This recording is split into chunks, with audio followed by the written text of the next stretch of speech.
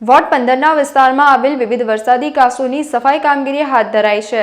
વડોદરાના smart city તંત્રના પ્રતાપે શહેરમાં વિવિધ વિસ્તારોમાં વરસાદી પાણીના નિકાલ માટે કાંસ બનાવાય છે। આ કાંસ આરસીસી ચેમ્બરથી બંધ હોય છે, જેને કારણે તે કાંસો વર્ષો જૂની હોવાથી અંદર માટી કચરો જામ થઈ જાય છે અને પાણીના વહન માટે અસરકારક પુરવાર થતી નથી। વડોદરામાં આ વર્ષે પૂરથી લોકોને ખૂબ જ મોટા પ્રમાણમાં નુકસાન થયું છે, જેના પાલિકાના સત્તાધીશો અને એસી કેબિનોમાં બેસી કાર્ય કરતા અધિકારીઓ જવાબદાર છે।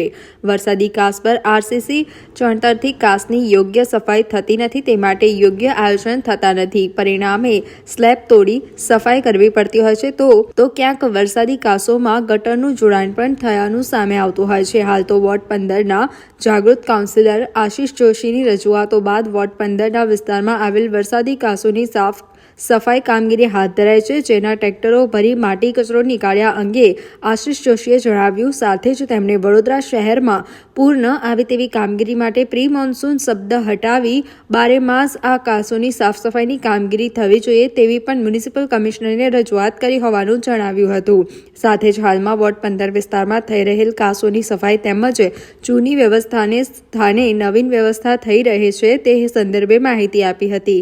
પાછલા વર્ષે આવેલો એટલે આજ વખતનું જે વરસાદનું જે પૂર આવ્યું 3 વખત, એના પરથી વોર્ડ વિસ્તારમાં ફરવાથી અમારા ધ્યાને આવ્યું કે જે વર્ષો જૂની વોર્ડમાં વરસાદી કાંસ છે, જેના પર સ્લેબો છે, આરસીસીના સ્લેબ હોવાના કારણે એમાં વચ્ચેથી સફાઈ કોઈ જગ્યાએ થઈ નથી। એના કારણે પાણીનો ભરાવો ખૂબ 24-48 કલાક સુધી પાણી ખસતું નહોતું। એને સફાઈ કરવાની સૂચના આપવામાં આવી। આપ જોઈ શકો છો કે આ કલા દર્શનથી શાસ્ત્રીબાગ સુધીમાં લગભગ 30 વર્ષ જૂની વરસાદી કાંસને સ્લેબ તોડીને અંદરથી એક જગ્યાએથી જ 2-3 ટ્રેક્ટર ભરાય એટલો કિચડ સ્લજ નીકળ્યો છે। આવું 10 થી 12 જગ્યાએ સ્લેબ તોડીને કિચડ કાઢવાનું કામ વોર્ડ 15માં શરૂ કર્યું છે। 30 વર્ષ જૂની ઉમા 4 રસ્તાથી વૃંદાવન 4 રસ્તાની વરસાદી લાઈન, ત્યાં પણ નવી પાઇપો નાખીને નીકળતા જે જૂના ભૂંગળા છે એને જોઈએ તો ભૂંગળામાંથી ટોટલી ભૂંગળાનું માટીથી મોઢું ભરાઈ ગયેલું એ રીતની વરસાદી કાંસની હાલત હતી। નવીન વરસાદી કાંસ પરિવાર 4 રસ્તાથી વૈકુંઠ સુધી, જે વૈકુંઠ સોસાયટીમાં વર્ષોથી પાણી ભરાવાની સમસ્યા રહે છે, હાઈવેથી આવતું પાણી પણ પહેલું વૈકુંઠ સોસાયટીમાં ભરાય છે, ત્યાં પણ મોટી 900ના ભૂંગળા નાખીને વરસાદી કાંસનું જોડાણ કર્યું છે।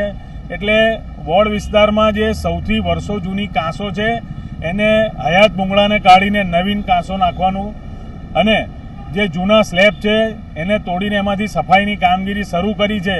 એટલે પાણીની કેપેસિટી વહન કરવાની વરસાદી કાંસની વધશે આનાથી, અને વિસ્તારમાંથી ઝડપભેર વરસાદી પાણીનો નિકાલ થાય એ પ્રકારની આ કામગીરી શરૂ। જો આ કામગીરી થઈ હોત તો વોર્ડ વિસ્તારમાં ઘણા ઘરોમાં પાણી ઘૂસવાની સમસ્યા જે હતી, લોકોનો ઘર વખરી સામાન પલળી ગયો, એ ક્યાંક મહદ અંશે એમને રાહત મળી હોત। અને મેં ગયા વર્ષના પૂરથી સ્પષ્ટ ભાષામાં અધિકારી અને કમિશનરને સૂચના આપી છે કે હવે વડોદરા શહેરને પૂરથી બચાવવું હશે તો પ્રી મોન્સૂન શબ્દ કાઢી અને મોન્સૂન કામગીરી 12 માસ કરવી પડશે। વડોદરા શહેરની તમામ વર્ષો જૂની સમાચારોના સતત અપડેટ મેળવવા માટે લોકમત ન્યૂઝને યુટ્યુબ ઉપર સબસ્ક્રાઇબ કરો, બેલ આઇકોન દબાવો અને અમારી સાથે જોડાયેલ રહો ફેસબુક, ઇન્સ્ટાગ્રામ અને ટ્વિટર ઉપર।